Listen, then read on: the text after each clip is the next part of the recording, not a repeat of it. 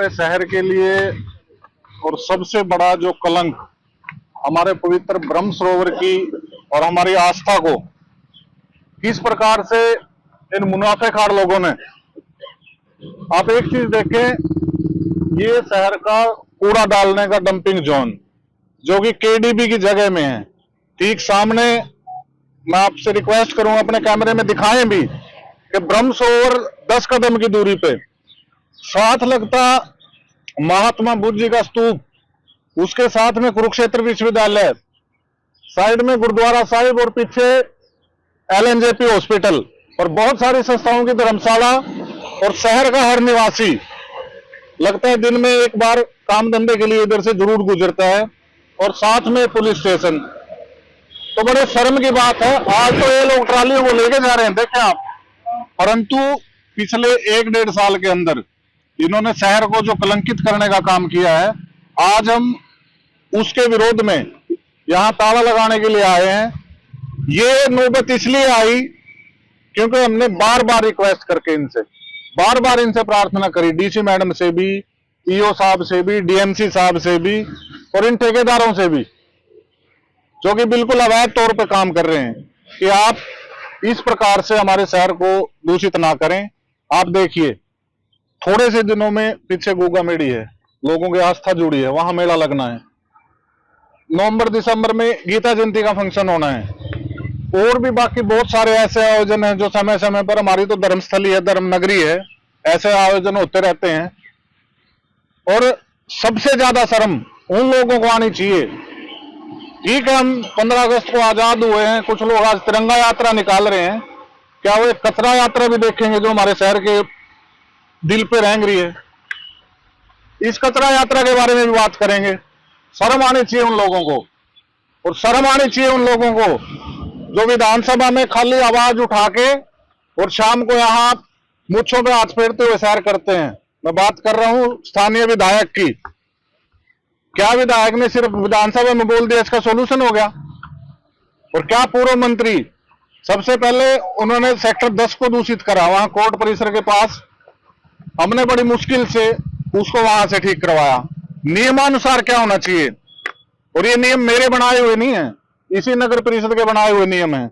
इन्होंने ही अपने डॉक्यूमेंटों के अंदर ये तथ्य लिखे हुए हैं, शहर से 18 से 20 किलोमीटर दूर ये डंपिंग यार्ड होना चाहिए।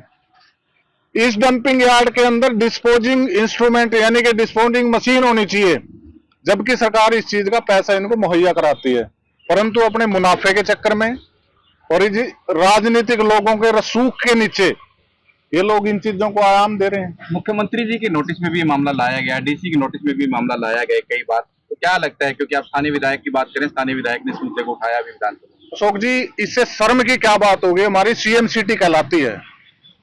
मुख्यमंत्री जी बड़े बड़े बोर्ड लगाकर बात करते हैं कि इसको हम धर्म स्थल घोषित करेंगे, कोई ऐसी बयान पीछे दिया था, परंतु आप देखिए ब्रह्म सरोवर से 10 कदम दूर पे इन लोगों ने क्या बना रखा है। पीछे यूनिवर्सिटी है, हॉस्पिटल है, गुरुद्वारा साहिब है, और ये बौद्ध स्तूप है।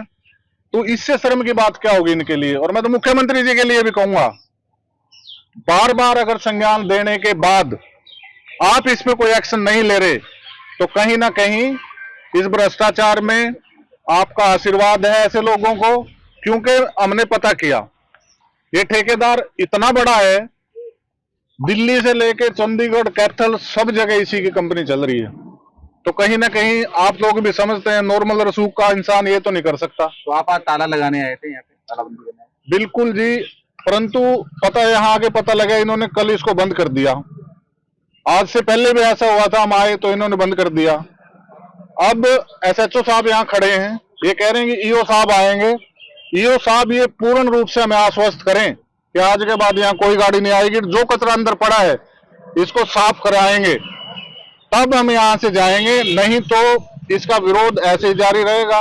और अगर ये इस चीज का आश्वासन खाली आश्वासन दे के जाते हैं तो समय फिर हम यहाँ दरी बिछा के बैठने का काम करेंगे, परंतु यहाँ कचरा नहीं गिरने देंगे, कुछ भी हो जाए।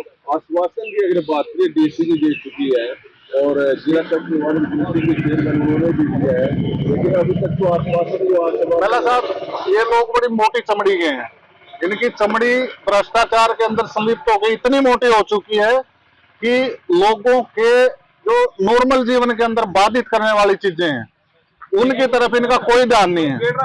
किसी भी तरीके की कोई इनकी लोगों के सुविधाओं के लिए मैं आपको अगली बार या जल्दी आपको कागज प्रोवाइड करवाऊंगा उनके अंदर क्या लिखा हुआ है। शर्म आनी चाहिए इन प्रशासन को। आप कम से कम इतनी शर्म कर लें, आप एक सॉल्यूशन की तरफ जाएं। क्या नगर परिषद का इतना बजट नहीं है? ये बरसाती पानी का फर्जी टेंडर करके, बरसात में हाल देख लो क्या हो रहा है शहर का, एक फर्जी टेंडर करके 5-7 करोड़ रुपए का गबन कर सकते हैं।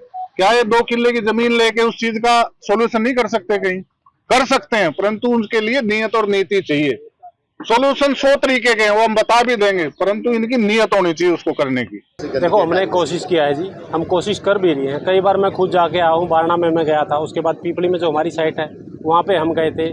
जो अपना संत लोक प्रतिनिधि, उनके साथ हमने बैठक किया था कि हमें वहाँ पे कार्रवाई करने थे, लेकिन उन्होंने मना कर दिया। उसके बाद में जो गौशाला वहाँ पे पीपली में के आगे आपने देखा होगा कुछ लैंड खाली पड़ी है, वहाँ पे मैं खुद गया, वहाँ पे विजिट किया, वहाँ पे पता किया कि ये लैंड किसकी है, खाली पड़ी है वहाँ पे लैंड।